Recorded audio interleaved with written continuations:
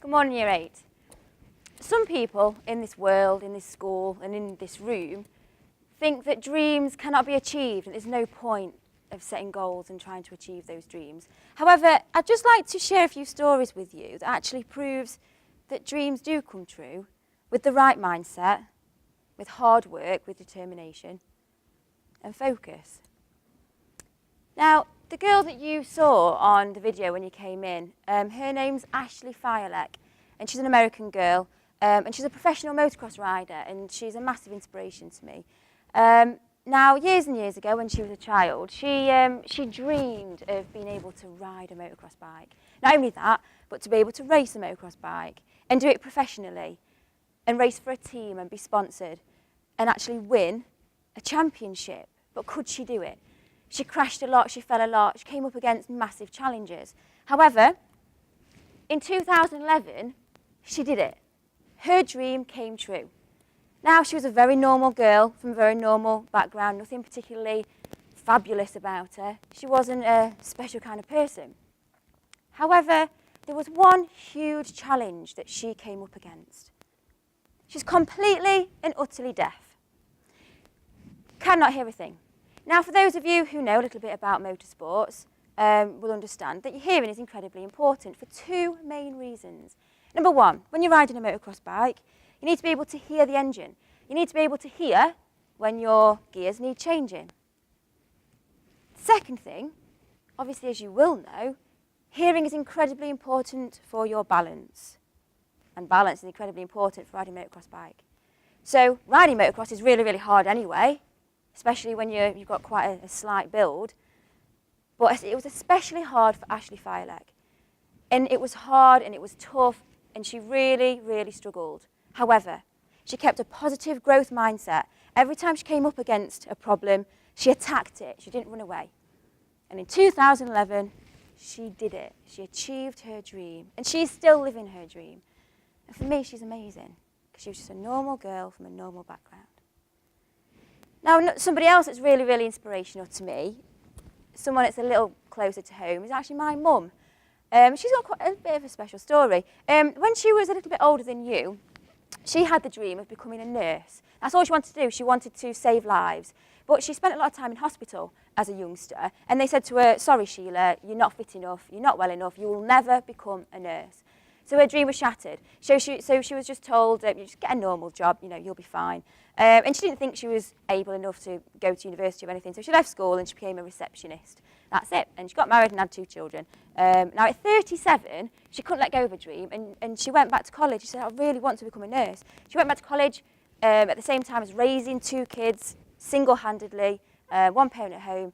She was working full-time, and she started to do her A-levels. And she got really good grades, and she got in to do a diploma, and she passed, and she got a job in the A&E department when she was in her early 40s. It didn't stop there. She's now running the show. She's now clinical development lead. She runs the A&E department. And to me, she's absolutely amazing. That's my mum there. On the left-hand side, that's how old she was when she was told she couldn't achieve a dream. But she did it, and that's what she's doing now, bottom right. She's running the show, she's teaching nurses how to save lives. And that's amazing. And for me, she taught me to never give up and to always believe that you can. Not I can't, not that's too much of a struggle, I'm going to run in the opposite direction, but I can. Now, when I was your age, despite how confident I may be coming across to you now, I was actually incredibly shy. I was very, very quiet. I didn't speak a great deal, and I really struggled. I found school incredibly hard. I struggled a lot, I cried a lot, and I didn't think I was going to be good enough to do well in my GCSEs, especially going to A-levels. And the idea of going to university was a massive dream for me, but a dream that I thought I had to let go of, because I didn't think I was going to be good enough. Anyway, this one day, I actually scraped in to do my A-levels. Of course, one of my A-levels was drama and theatre studies, because that was the one subject that made me feel that I was actually okay at something. And I submitted some coursework, and my teacher, again, massive inspiration to me, Mr. Humphrey, he read it, proofread it, and he just threw it back to me. He said, go home and do that again. That's rubbish. That is not your good work. What? I tried really hard. No, you didn't. You're better than that. Go home and do it again. So I took it off the table and walked home, rang my mum. I said, Mum, you'll never guess what Mr. Humphries said. And she went, good. I believe him. I agree with him. You should try harder. So I went home, read more, planned more, wrote better, submitted it again 7 days later, and got a much better grade. I thought, oh, I didn't think I was going to be able to do that. But he said, well done, it's better. It's not as good as what it could be, but it's better, well done. So that started to change my mindset a little bit. I thought, okay, do I need to rethink things a little bit? Do I need to try a little bit harder? Do I need to focus a little bit more? Could I achieve that dream of going to university? Could I? Little quiet girl, year 9, struggled in most subjects. Well, she did. And this is where she ended up. Oh, here we go, year 9, little old me, little quiet, timid, shy. I ended up here, Nottingham Trent University. Started at college, moved on, got up, and got there. I got there, couldn't believe it. And to me, that was a massive dream. And the only thing that allowed me to get there is my mindset and sheer hard work. Now, when I was at university, I was given a massive opportunity. A bunch of mates were like, let's do something amazing. Let's raise money for charity. I thought, yeah, great, I'd love to do that, do something for other people. The only problem is I had to jump out of a plane to do it. I thought, I'm all right, thanks. I'll stay at home and ride my bike. Don't want to jump out of a plane. Went to sleep that night, woke up the next morning, I thought, I can't let it go. I really want to do this. I really want to do something special for other people. I'm going to do it. I'm going to do it. Okay, so we went there. We spent a couple of days at a place called Langer Airfield, and we stayed there for about 2 or 3 days. And they trained us, and we jumped out of cardboard-looking planes like this, and they drilled us, and they taught us about wind speed and direction, all that stuff. And it came to the morning of the jump, and I woke up, couldn't eat or drink a thing. I was absolutely petrified. And I was at a wall. And we went to the hangar, we got dressed up in all our parachuting stuff, and we got to the plane. And my instructor, Alistair, said, now this is really important, this plane is not designed to be able to land with people in the back of it. It's only designed, health and safety-wise, to land with just the pilot in the front. So this is the point of no return. If you get in this plane now, you are jumping out of it at 4,000 feet. I was absolutely petrified. And I won't lie, I almost turned around. I thought, no. It was more of a challenge to break through that fear, but I thought, no, I really want to do it. Let's go for it. So I jumped in. I thought, oh my goodness me, I'm going to jump out of this thing at 4,000 feet. Oh my goodness me. Oh dear. Oh my gosh. Whew. Okay. So we're going up there, looking at my altimeter, 2,000 meters, 2.5, 3, 3.5, 3.7, 3.9, 4. Alistair shouts to the pilot, cut! That means cut the engine, okay, because we can't jump out with the engines going. He lifts the screen up there, and all you can hear this unbelievable sound of wind flying past the opening, and he puts his head out and does all these funky things. And I was the first one to go, one of about 12 people. I was the first one to go, and I think he did that because I think he felt like I was most nervous.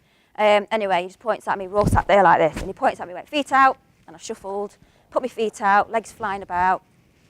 Now, something else took over my mind. Now, one of the things that we learnt in training is that you have to kick so hard with your left leg so that you kick your body away from the plane to get into your stable arch position. Because if you just slip out, there is a possibility that you'll smack your head on the side of the plane and then, well, ultimately get in a bit of a mess, i.e. not land properly. So something else took over and I thought, I've got to go for this. Anyway, I got there, he said, look up. I looked up at him and he just shouted, go. Go time. Kicked my leg out, stable arch position, and I was there, flying through the air, terminal velocity for about 4 or 5 seconds. Parachute opened, and I saw the world at 4,000 feet. What an unbelievable dream that I had when I was at university. Not only to raise money for charity, but to jump out of a plane at 4,000 feet on my own. The scariest thing I've ever done. Not too far off from how scary this is, by the way, but incredibly scary, but I did it. One of the biggest things I learned from that no matter how scared you get, you have to smash through it. A couple of weeks ago, you had a wonderful assembly by Mr. Egan, who talked about fear and performing. and how that is actually something that holds people back. Fear. But get through it, push through it, and you'll achieve amazing things. Anyway, university, worked really, really hard, and I achieved another dream. I got my degree, and something that, again, when I was about your age, didn't think I was ever going to be able to do. I thought, I'm on a roll here. My mindset was changing. I thought, I'm just going to set goals all the time and push myself. When I was at university, I started snowboarding, and I thought I'd love to go abroad, America or Canada or New Zealand, to do a season snowboarding. Again, really, really scary. But I did it. After university, I thought, I need to do this, Went to London, had an interview, got a job at the Four Seasons Hotel, and went on my own, completely. Did not know another soul. And again, I had the most amazing experience of my life, started snowboarding. Again, didn't stop there. I saw these awesome people that were snowboard instructors. Of course, I had a love of teaching. I'm doing some teaching bits and bobs at university. So I did it. I thought, can I be a snowboard instructor? Can I do it? Yes, I can. It's going to be hard. It's going to be tough. But I can. And I did. I did. That next winter, I qualified. Cassie Level 2 snowboard instructor. I started to teach people how to snowboard. Another dream that came true. Anyway, when we were there, the snow melted in the summer and bikes started to appear. Mountain biking, downhills, down to these huge mountains. Thought, yep, I'll give that a go. Again, incredibly scary. But I got a bike and started going up there and started riding down these mountains. And went even higher, did something else that was another dream. To see the world from this angle. To see these amazing mountains in Canada. I went up to the top, we had this experience to be able to go to the top of the glacier and ride down it on a mountain bike. Little old me. Little old, quiet, shy, timid, struggled at school. In Canada, riding down mountains on a mountain bike. Anyway, I really loved it, fell in love with it. So 2 years later, when I moved back home to pursue another one of my dreams, which is to get into teaching, I started to see people race, and I thought, I want to have a dabble at that. I'd love to enter a race. Again, it was really scary, and I looked like this the majority of the time, covered in mud, petrified face. But I kept going, and I entered a first race. And again, it was another dream. I wanted to enter a race, and I did. Here's my first race. I crossed the line in 4:02 by the time I got there, and I was so pleased and proud of myself. Hearing my name over the tannoy, that was a dream. I felt like a famous person. I thought, I've done it. I've achieved my dream. I can relax now. But I didn't stop there. There was all these amazing women around me. The girl who won it did it in 2 minutes 30. Could I ever become that fast on a mountain bike? My instant reaction was, no, don't be ridiculous. How can you become a minute and a half quicker on a short downhill track? I thought, I really want to. Now, at that point, my ultimate goal, my ultimate dream was to stand on the top of that podium. So I set to it. I worked really, really hard, crashed a lot, most of the time on my face, hurt myself. I looked like that a lot of the time. Hurt myself loads, ended up in the hospital several times, got knocked out. It was really hard. And the scariest thing is when you're approaching a jump and you crash on it, the last thing that you want to do is get back on your bike and go for that jump again. But you do. You push through it. You push through that barrier, head off that jump again, crash again, head off that jump again, possibly crash again, head for it again, and clear it. And that's where your skills really, really start to improve. But after a while, I started to get pretty decent at it. I worked really, really hard, and I started to fly. And in 2013, I got my first podium. I came second. And it was amazing. To stand on there, that podium, it was unbelievable. And I got really, really hungry for it. And I thought, I want to win it. I want to win one. And in 2014, I won my first race. I did it. I got to the top of that podium. And I thought, could I win the championship? Could I win it? And my team manager said, of course you can. You are able. You've got the air in your lungs. You've got the cogs in your mind. That's all you need. You haven't got to be a particularly fantastic, special person. Everyone can do it. And I worked really, really hard, got up to my final race of the season. If I win this race, I've won the championship. Got up there, red light, red light, red light, amber, green. Arms are like spaghetti. Legs are like spaghetti. My whole dream all focused on this moment. And I set off, and I crossed the line, and I did it. I did it. In 2014, I was the champion. I was the champion of that series. I couldn't believe it. I couldn't believe it. This young, quiet girl at school who struggled in most subjects, jumped out of planes, became a snowboard instructor, got a degree, and won the championship. And it doesn't stop there. Ever since 2014, I've set loads more dreams. I'm actually achieving one right now. When I started teaching, I thought I'd love to be able to do an assembly. So thank you for enabling me to do that. But it just makes you think with a positive growth mindset. Whenever things get hard, don't think I can't do it and run in the opposite direction. Attack that challenge. Enjoy the challenge. Really, really go for it. Just like she did. Ashley Fiolek, normal girl, normal background. She just worked really, really hard. She can, and she did. I can, and I did. And every single one of you in this room can, and you will, with the right mindset. Thank you, Year 8.